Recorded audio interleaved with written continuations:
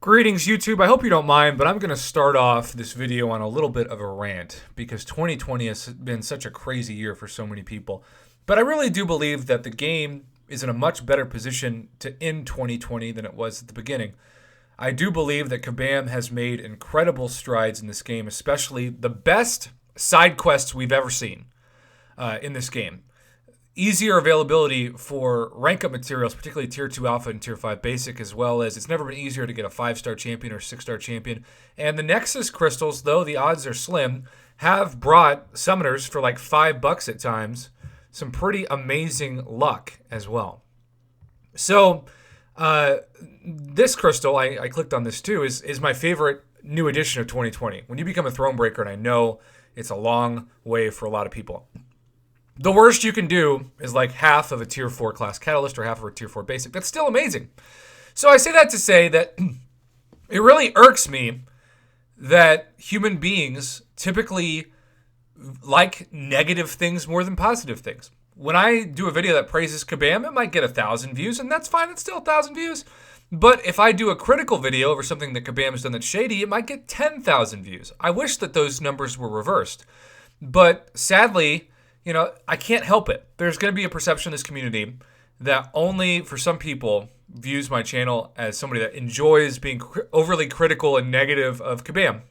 And I just hope and I pray that to those of you that watch me every day and watch all of my videos, not just the ones that get overly shared because of perceived negativity, you know that I praise Kabam as much as I want to and as much as I can, because this game reminded me yesterday, I've been playing this dang thing for 5 years. It would be the most abusive relationship ever if I just complained about something 24/7 that I still threw myself at every day. Like, how is that a good life? How is that healthy? How does that make any sense? It wouldn't. And so, with that being said, Kabam just did a couple things this past week to end 2020 that are amazing. And I want to highlight them in this video and applaud them. Because I don't know about you, but one of the easiest things that I get every week in this game, especially now with improved solo milestones and daily objective crystals, are not Tier 4 class Catalyst crystals, although I have over 100 of those in my stash now for the first time, and that's kind of surprising. But Tier 4 Catalyst, where are you? Where are you? There you are. Tier 4 class Catalyst fragment crystals. I have 1,530 of those.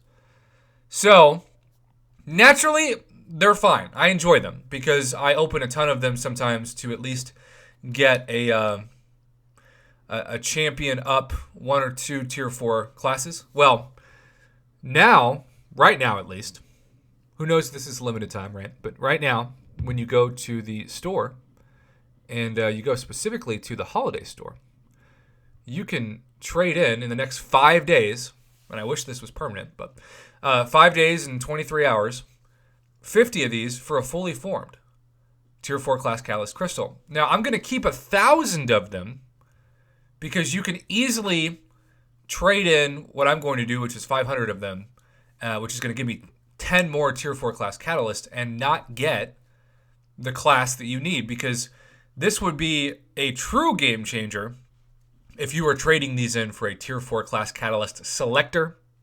But Kabam still wants you to spend money on those, and so they wouldn't give this away for free in the game.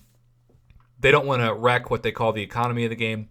And look, I actually get that. But I'm thankful at least for this. If you only have Tier 4 class Catalysts fragments, I don't know if I would honestly do this. I'm still saving 1,000 of them in my stash because, like I said, the algorithm still could screw you. I've seen people open 20 Tier 4 class Catalysts and not get a single class that they were targeting. And it's only a 1 out of 6 RNG, right? But for the sake of this, we're about to go from 106 of these owned to 116 because I have just traded in 10 of those.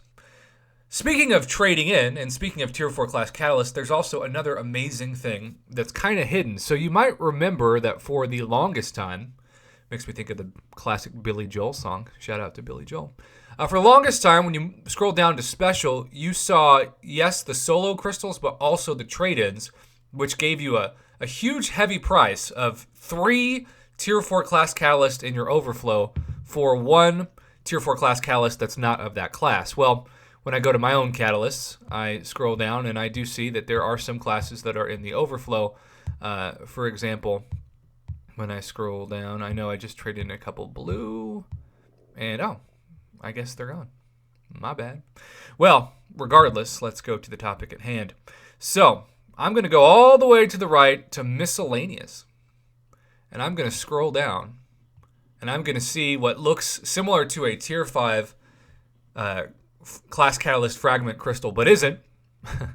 I'm going to see the new tier 4 class catalyst trade-in crystals, which are, instead of the price of 3, the price of 2, which makes a huge difference, right? And so I'm very, very thankful for this change. And it is a pro player move because you're saving one tier 4 class catalyst of that specific class that you're trading in versus what you would have burned before this in the new system. I think a 2-to-1 ratio is fair. Obviously, in a perfect world, it would be a 1-to-1 ratio, but that's just not realistic at this point in the economy of the game.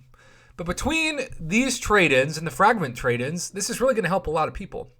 And so I applaud Kabam, and I want to say, like, I want this game to be around another 5 years.